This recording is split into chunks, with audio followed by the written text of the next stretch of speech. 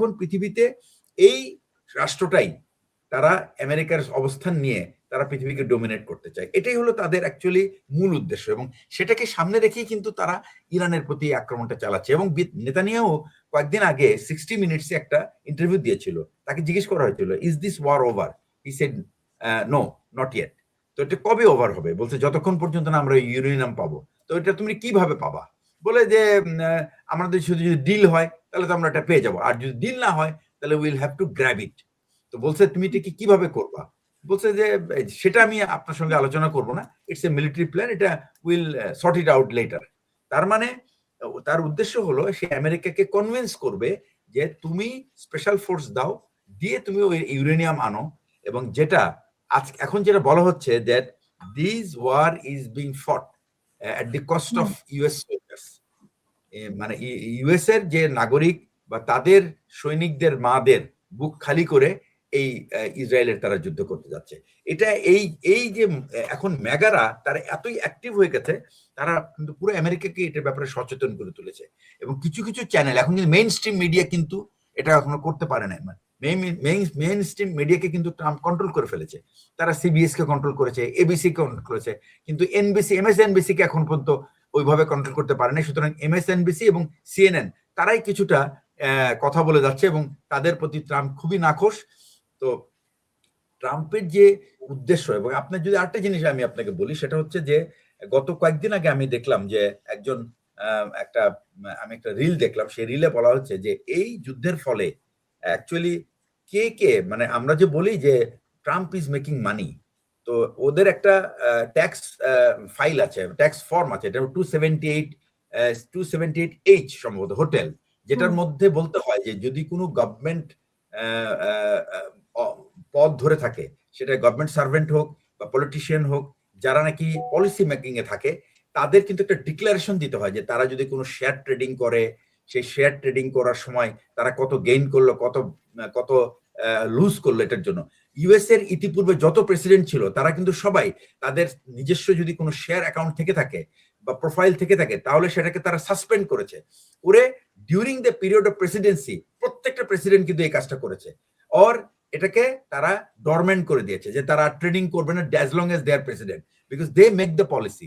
কিন্তু ট্রাম্প হলো একমাত্র যার হলো সম্ভবত 3000 পেজের ট্রানজেকশন গত 1.5 বছরে দেখা গেছে যে সে কোন শেয়ারে ইনভেস্ট করেছে, এবং তার মধ্যে এনভিডিয়া আছে, যেখানে সে এনভিডিয়াকে এক্সপোর্ট করতে সে রেস্ট্রিকশন দিয়েছিল। এই এক্সপোর্ট রেস্ট্রিকশন তোলার ঠিক পরপরই ট্রাম্প কিন্তু সেই এনভিডিয়ার শেয়ার কিনেছে। তো এনভিডিয়া শেয়ার কেনার সাথে সাথে 46% এনভিডিয়া শেয়ার প্রাইস বেড়ে গেছে। তো এই যে এইভাবে যারা নাকি পলিসি মেকার, এটাকেই ইউএস, এবং এটা এক সময় আইনের মুখোমুখি হবে, কারণ কনফ্লিক্ট অফ ইন্টারেস্টের যে আইনটা আছে, সেই আইনটা কিন্তু এই ধরনের মানুষকে কিন্তু এই ধরনের শেয়ার কেনা বেচায় ইনভলভ করতে সম্পূর্ণভাবে নিষেধ করে। এবং আমি জানি এটা কোনো না কোনো এক সময় ইউএস এর আইন মোটামুটি শক্ত, এটা কিন্তু আইনের চোখে পড়বে এবং এটা স্ক্রুটিনিতে আসবে। তো আমি যে কথাটা বলতে চাচ্ছি যে ইরানের যুদ্ধে আসলে যুদ্ধের প্রধান উদ্দেশ্য কিন্তু এই ইরান যে তাদের কাছে ইউরেনিয়াম আছে, তারা পৃথিবীর জন্য যে এক বিপজ্জনক, এটা কিন্তু পরিষ্কার। তাদের নিজস্ব কাউন্টার টেরোরিজম হেড তিনি বলেছেন যে Iran is no way is the threat for America, number 1। Number 2, CIA বলেছে তারা they are not threat. Tulsi Gabbard যখন তাকে হাউস অফ ইন্টেলিজেন্স কমিটির সামনে যখন ইন্টারভিউ করা হয়েছে, উনি প্রথমেই স্বীকার করেছে যে আমি এটা করি নাই, কিন্তু প্রেসিডেন্ট ট্রাম্প তার বিচারে যদি সে করতে পারে, I cannot challenge his thought process. তো প্রশ্নটা হচ্ছে যে এই যুদ্ধের কিন্তু উদ্দেশ্য বেসিক্যালি একটা হচ্ছে যে এখানে ইরানকে একেবারে মাটিতে মিশিয়ে দেওয়া। 2 নম্বর হচ্ছে আর্থিকভাবে ট্রাম্প এবং ট্রাম্পের যারা ক্লোজ অ্যাসোসিয়েট আছে তারা লাভবান হবে, এবং আর একটা জিনিস আমি বলি যে তারা একটা নতুন একটা আপনার হচ্ছে যে বিটকয়েন তারা they are going to start, এবং যেটার ফান্ডিং হবে হচ্ছে আপনার এই অয়েল ফান্ডিং থেকে আসবে। এটার সাইজ হবে $50 trillion business they are going to make. আপনি যদি তার কথা খেয়াল করে দেখেন যে মাদুরো যখন ক্যাপচার করে আনলো, কয়েকদিন আগে বললো যে আমেরিকানরা এটা থেকে খুব বেনিফিটেড হবে, আমরা এখন সমস্ত তেল ক্ষেত্র আমাদের দখলে আসছে। মানে তাদের কিন্তু আচার আচরণটা ইজ কমপ্লিটলি একটা ডাকাতের মতো।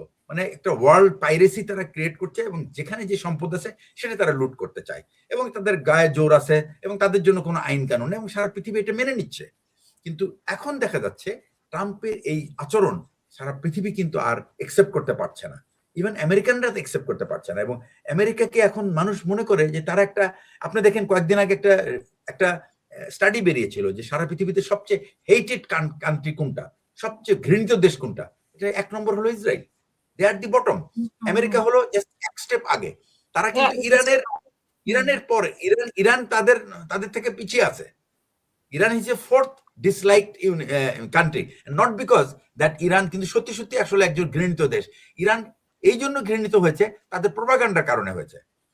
সারা বিশ্বের কাছে কিন্তু ইরান ইজ হিরো, সাধারণ মানুষের কাছে কিন্তু ইরান ইজ হিরো, বাট সবচেয়ে ভিলেন দুইটা কান্ট্রি হলো ইসরায়েল এন্ড আমেরিকা। এটা আমেরিকান মানুষদের জন্য, তাদের জনগণ তারা কোনোভাবে মেনে নিতে পারছে না যে আমরা কিভাবে পৃথিবীর কাছে আমরা ভিলেন দেশ হয়ে গেলাম। তো এই জিনিসটা আপনাকে যদি আপনি খেয়াল করেন, তাহলে আমাদের দেখতে হবে যে তারা এই সমস্ত ফলস ফ্ল্যাগ অপারেশন করে। আরেকটা জিনিস হলো কি, যে তারা প্যালেস্টিনিয়ানদেরকে মানুষের পর্যায়ে রাখে নাই, তারা হলো সাবহিউম্যান বানিয়ে ফেলেছে, তারা হলো অ্যানিমেল স্ট্যান্ডার্ডে নিয়ে গেছে। তো এবং প্যালেস্টিনিয়ানদের সাথে সাথে তারা আরবদেরকেও কিন্তু এই ক্যাটাগরিতে ফেলতে চাচ্ছে। তো আরবদেরকে যদি এইভাবে ডিস্টেবিলাইজ করা যায়, তাহলে পুরো আরবের যে আপনার যে সম্পদ, এই যে এনার্জি রিসোর্সেস, এটা কমপ্লিটলি ইরানের হাতে চলে যাবে, সরি ইসরায়েলের হাতে চলে যাবে, এবং তারা এভাবেই সারা ওয়ার্ল্ডকে কন্ট্রোল করবে। কারণ আপনি যতই বলেন যে ফসিল ফুয়েল থেকে আমরা বেরিয়ে আসতে চাই, it is impossible. Fossil fuel থেকে বের হওয়া সম্ভব নয়, কারণ ফসিল ফুয়েল শুধুমাত্র এনার্জি দেয় না, এটার প্রচুর আপনার বাই প্রোডাক্ট আছে, এবং এটা আমাদের জীবনযাত্রায় এটা প্রচন্ড প্রভাব ফেলে রাখবে। তো এইখান থেকে আমরা কখনোই বেরোতে পারবো না।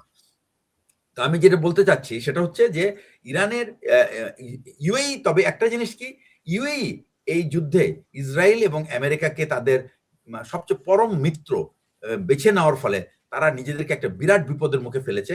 এখন শুধুমাত্র তারা ইরানের লক্ষ্যবস্তু না, তারা সমস্ত প্রক্সির লক্ষ্যবস্তু হবে এই, বিকজ ইসরায়েলকে অ্যাটাক করা যেরকম, ঠিক একইভাবে ইউএই কে অ্যাটাক করা একই কথা, বিকজ আপনার ইউএর আপনি হলেন ইসরায়েলের আপনার আপনি কি বলে সহযোগী বা বন্ধু, এবং আপনার মুসলিম বিশ্বকে আপনার শত্রু বানিয়ে ফেলেছেন।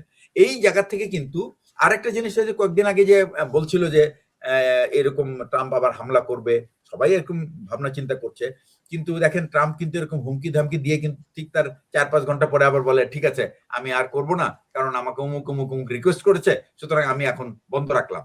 তো এই যে তার এই অভিনয়, এটা এখন মানুষ ধরে ফেলছে, মানে he is considered two B absolutely circus, সোজা কথা। এবং এই সার্কাস আমার মনে হয় সারা বিশ্ব এখন বিরক্ত এই সার্কাস দেখতে, যার জন্য প্রত্যেকটা দেশ তাদের ইন্ডিভিজুয়ালি দেয়ার। এবার গতকালকে একটা ঘটনা ঘটেছে আপনি জানেন, যে সেটা হচ্ছে যে গাজাতে যে আপনার যে ফ্লিটটা যাচ্ছিল ফর রিলিফ, সেখানে ছিল আয়ারল্যান্ডের প্রেসিডেন্টের হচ্ছে আপনার ছোট ভাই সম্ভবত, যাকে কিন্তু ইসরায়েল কিন্তু অ্যারেস্ট করে নিয়ে গেছে। তো আপনি এমনিই জানেন যে আয়ারল্যান্ড ইজ টোটালি মানে এগেইনস্ট অল কাইন্ডস অফ, তারা ইউরোপিয়ান ইউনিয়নের পক্ষ থেকে ইসরায়েলের উপরে ট্রেড সেকশন ইম্পোজ করতে চাচ্ছে।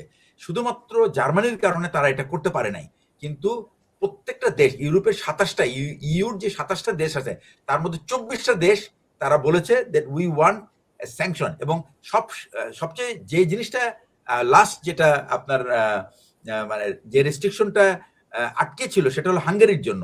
হাঙ্গেরির নতুন গভর্নমেন্ট আসার পরে কিন্তু তারা ওই ভেটো পাওয়ারটা উঠে নিছে। এখন কিন্তু European union is free to impose restriction, what ever the restriction is, আপন আপনার ইসরায়েল। তো এই জিনিসটা কিন্তু আপনার যে আমেরিকা এবং ইসরায়েল দুটো দেশই সারা পৃথিবীর কাছ থেকে কিন্তু তারা একটা সভ্য দেশের কাছ থেকে, এবং গত ভিজিটের সময় শি জিনপিং সে তো স্ট্রেট ওয়ে বলে দিল যে you are no more the leader of a free world. এটা কিন্তু ট্রাম্পকে সে তার সামনে বলেছে, মানে পিছনে বলতে হয় না, সে একটা স্টেট ফাংশনে বলেছে that you are no more the leader of the মানে ফ্রি ওয়ার্ল্ড। তো এর থেকে আর কি অপমান আমেরিকার প্রেসিডেন্ট মানে আশা করতে পারে? তো এই বলে আমি আসলে আপাতত